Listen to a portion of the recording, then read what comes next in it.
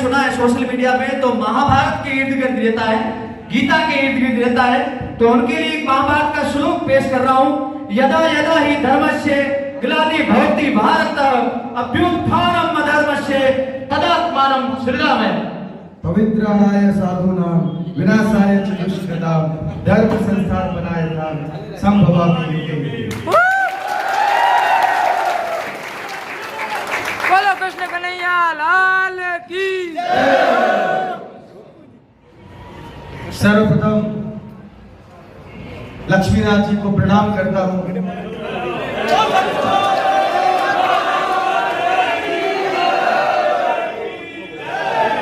वीर वीरांगनाओं की इस धरती उत्तर भट किवाड़ को भी प्रणाम करता हूं।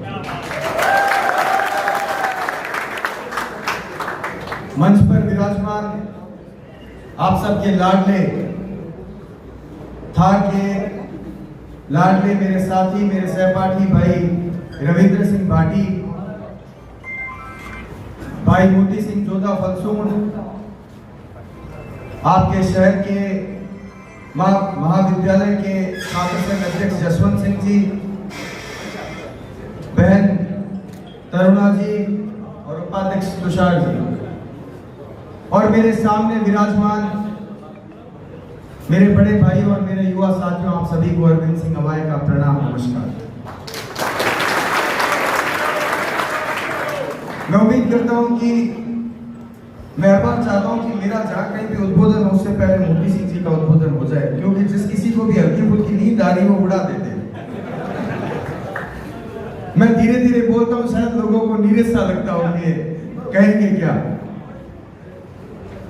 खैर, मुझे लगता है कि आपकी बातों में प्रभाव होना चाहिए, आपके विचारों में प्रभाव होना चाहिए, दुनिया सब सुनती है। आज 3.5 महीने की छात्र संघ चुनाव का जो कैंपेन था, जो यात्रा थी, उसके बाद जो जीते, उसके बाद आज 3.5 महीने बाद वापस घर जाने का मौका मिलेगा। और इस दौरान अध्यक्ष बनने के बाद पहली बार गृह जिले में आया हूं, तो आप सबका अपार स्नेह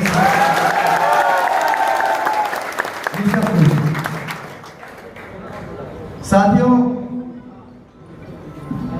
कभी कभी लगता है कि इस चुनाव ने बहुत कुछ सिखाया है। मुझे लगता है कि इंसान के जीवन में जब विषम परिस्थितियां आती है तो वो और निखरता है, वो और उत्कृष्ट होता है, वो और अपग्रेड होकर बाहर आता है। एक पल को लगा कि जब टिकट का घटनाक्रम चल रहा था, चीजें एक बार पॉजिटिव हो गई, कुछ घंटों बाद नेगेटिव हो गई, किसी और भाई को मिल गया। मैं खुद की बात करूं, मैं हमेशा जैसी भी स्थिति होती है उसको मैं खुद को समझा लेता हूं। मेरा मानना है कि जो वीर होते हैं वो विलाप नहीं करते, रोना कायरों का काम है। और टिकट कट जाऊं, उदास होकर दीनहीन होकर बैठ जाऊं कि अब क्या हो गया, दुनिया लुट गई, बर्बाद हो गया, क्यों? अरे जब आपके पास भाई हो, आपके मजबूत साथी हो, तो आपको डरने की कोई जरूरत नहीं। आपको लड़ने के लिए आपके पास एक संदेश होना चाहिए कि एड़ी चोटी रो जोर लगावा, कोई पल पार्टी ना गुलाम चुनवा। ये बात अगर बार बार आपके जेल में आती रहे तो आपके लिए लड़ना और आसान हो जाता है। अगर इस भाई ने ऐसा उदाहरण 2019 में पेश नहीं किया होता तो शायद ही कोई दूसरा भाई ये हिम्मत कर पाता कि राष्ट्रीय पार्टी से टिकट कटने के बाद वो उतनी हिम्मत के साथ चुनाव लड़ने की हिम्मत दिखाई। उदाहरण बनना अपने आप में बहुत बड़ी बात है। वनडे क्रिकेट में किसी ने अपेक्षा नहीं की थी कि कोई 200 रन मारेंगे, पर सबसे पहले सचिन तेंदुलकर ने मारे, उसके बाद रोहित शर्मा ने 2-3 बार मारे। पर जो उदाहरण बने कि क्यों उनको उस खेल का बेहतर सर्वश्रेष्ठ कहा जाता है, उसके लिए आपको एक मिसाल पेश करनी पड़ती है। वो मिसाल 2019 के चुनाव में मेरे भाई ने। अब कुछ इस विश्वविद्यालय का सहयोग ऐसा कहो कि मैं, रविंद्र सिंह भाटी और कुणाल सिंह तीनों साथ में 2013 में विश्वविद्यालय में गए और तीनों फर्स्ट ईयर के फेलियर और तीनों छात्र संघ अध्यक्ष बने।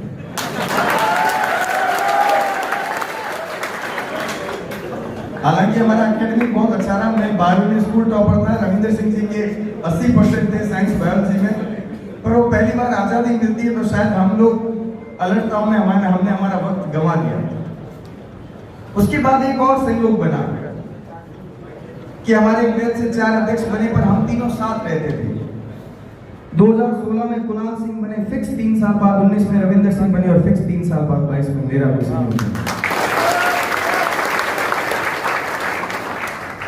अब अगली बात के पीछे से बुरा मत माना कि भाटी बात चल रहा है, तीनों भाटी ही बने।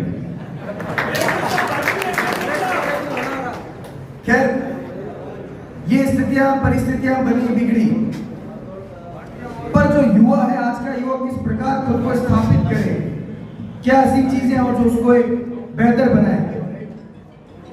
आप खुद के विचारों को स्वतंत्र रखिए, आप खुद के विचारों पर लगाम मत लगाइए। अगर किसी को कोई सिद्धांत आगे ले जाता तो आप सिद्धांत पर लगे रहिए। मैंने कहा कि रविंद्र सिंह भाटी को लोग आक्रामक अंदाज में पसंद करते हैं, और वो आज अगर मेरे जैसे भाषण देने लगते हैं तो आपको लगेगा कि नहीं, मजा नहीं आ रहा है, और मैं रविंद्र सिंह की तरह देना शुरू कर दूं कि अरविंद साहब मत करो, आप वैसे ही अच्छे लगते हो, आप जैसे देते हो वैसे भाषण किया करो। तो आदमी की जो अपनी शैली होती है उस शैली में ही काम करना चाहिए। अगर वो प्रयास करे कि मैं किसी के जैसा बन जाऊं, हाँ, आप उससे आदतें सीख सकते हो, आप उससे अच्छाइयां ले सकते हो, पर आप अपनी स्टाइल है, आप अपने कार्य करने का अंदाज है, वो नहीं बदल सकते। तो छात्र राजनीति में विशेष तौर पर एक तो आप लोग ये ध्यान रखें कि एक संगठन को उतनी ही तवज्जो दे जितनी दी जानी चाहिए।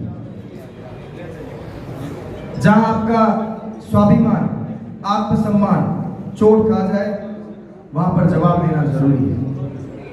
आप बेशक नेता बनिए, हर जाति धर्म का सम्मान कीजिए, ये हमारी जिम्मेदारी है, क्योंकि नेता वही है जो सबको साथ लेकर चल सके, जो 36 कौम की बात कर सके।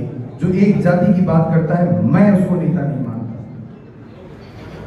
नेता की अपनी व्यापक परिभाषा है। नेता केवल जाति का नहीं होता, हाँ, जाति से नेता जरूर होता है, पर अगर स्वाभिमान की बात आए, अगर जहां आपका स्वाभिमान चोट खाए, तो वहां पर जवाब में कह भी सके कि ठाकर एक ही से के थी को भी। बात चुप तो उस दिन भी गई थी, जवाब उस दिन भी दिया जा सकता था, पर लगा ये उचित समय नहीं। श्री कृष्ण ने कहा है कि धर्म के लिए धर्मेंद्र का सहारा ले सकते हो, तो लगा इंतजार शायद अच्छा रहेगा, इंतजार के बाद कहेंगे तो जवाब अच्छा देंगे। और वो जो चीजें हैं, ऐसे स्टेटमेंट मैं कहता हूं कि नहीं आने चाहिए। इसका आशय ये नहीं कि मैं किसी जाति की बुराई कर रहा हूं या बढ़ाई कर रहा हूं। आप सम्मान कीजिए सबका। भगवान ने आपको जिस जाति में जन्म दिया है, आप गर्व करिए कि मुझे प्रभु ने उस जाति में जन्म दिया है। आप गर्व कीजिए अपने महापुरुषों पर, आप गर्व कीजिए अपने वर्ण पर आपका यह आशय कदापि नहीं कि हम किसी को कुछ भी कहना शुरू कर दें। क्योंकि अब मैं घर पे आया हूं तो घर की बात करना जरूरी है। हम लोग सब सोशल मीडिया के वॉरियर्स हैं, सोशल मीडिया के लड़ाके हैं। रजाई में घुसकर 2 अंगूठे टैब पर लगाकर किसी के बारे में कुछ भी लिख देते हैं। मैं देख रहा था जब मेरा छात्र संघ चुनाव का दौर चल रहा था, न जाने कैसी कैसी टिप्पणियां भी आ रही थी मेरे बारे में, कि इसने उसको हरा दिया, इसने उसके साथ दे दिया। आप मुझे जानते हैं, कितने समय से जानते हैं? कोई ये जानता है कि मेरा वोट कहां गया, मैंने वोट किसे दिया? आप जानते नहीं, आप पहचानते नहीं, आप लिख किस आधार पर रहे हैं। बहुत सोच विचार के साथ आगे बढ़े। मैं नहीं जानता कि आप लोगों ने खुद के दिमाग में मुझे लेकर क्या ओपिनियन बनाया है, पर लोग जानते हैं उसमें से मुझे आज तक किसी ने बुरा नहीं कहा। मैं स्वाभिमानी आदमी हूं, मुझे लगता है कि हर व्यक्ति का अपना स्वाभिमान होना चाहिए। इसलिए आवश्यक यह है कि कभी भी किसी भी नेता को, चाहे किसी भी जाति का हो, अगर मैंने आज किसी के साथ पोस्ट डाल दी तो हम उस पर गालियां देना शुरू कर देते हैं।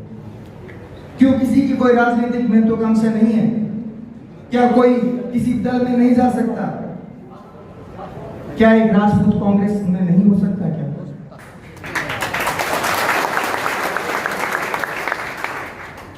अगर हो सकता है उसकी मर्यादाएं भी हो, तो आप उस मर्यादाओं का सम्मान भी नहीं करोगे क्या? खैर, ये अतीत की बातें हुई। मैं निष्कासित हूं। भविष्य को लेकर जो भी निर्णय होगा आप सब भाइयों पर छोड़ रहा हूं। आप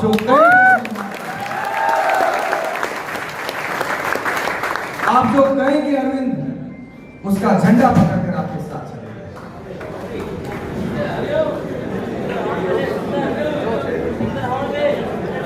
लागी विजित को नहीं।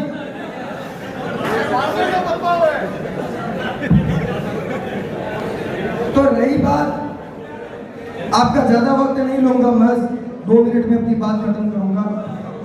तो खास तौर पर जब आज घर पे आया हूं तो घर पे ये बात कहना बहुत जरूरी है कि अब आप जो अरविंद को आदेश दोगे, आप लोगों का जो निर्णय होगा वो अरविंद के लिए मान्य होगा, पर वैचारिक रूप से सुदृढ़ होकर सोच विचार चिंतन करके मुझे यह आदेश दीजिएगा कि अरविंद अब तुम्हें इस ओर चलना चाहिए। मैं इंतजार करूंगा आप लोगों के निर्णय का।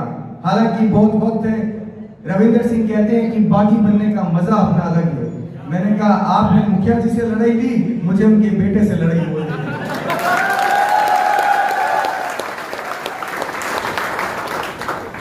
तो खैर, इस दौर को मैं भी जी रहा हूं, सुखद लग रहा है। जब आदमी स्वतंत्र होता है तो अपनी बात आजादी से कह सकता है।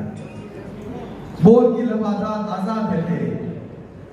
तो अब जहां कहीं जाओ, कोई प्रतिबद्धता नहीं, कोई पार्टी की वो लाग लपेट नहीं, जो मन में आया वो कहा, नैतिक हो, बस ये जरूरी है।